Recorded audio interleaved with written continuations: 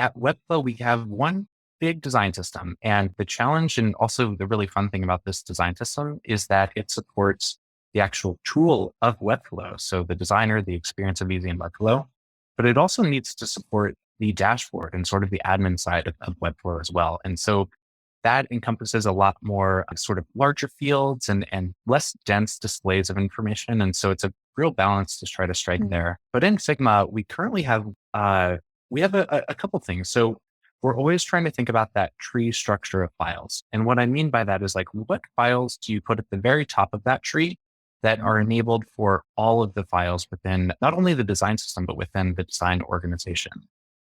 And so an example of that is we have a file called foundations. And in that foundations file, we have our color tokens, so to speak, our color styles, our typography styles. We have our icons in there as well. And the reason for that is because if a designer has that library enabled or that file enabled, it's going to serve them for whatever file they might be working on, because all files are essentially pulling from that file and all designs are pulling from those tokens that we have set. And then we are trying to get a little bit more granular. So we currently have one very big component library file that is really working to serve all of those product areas that I shared a moment ago of Webflow.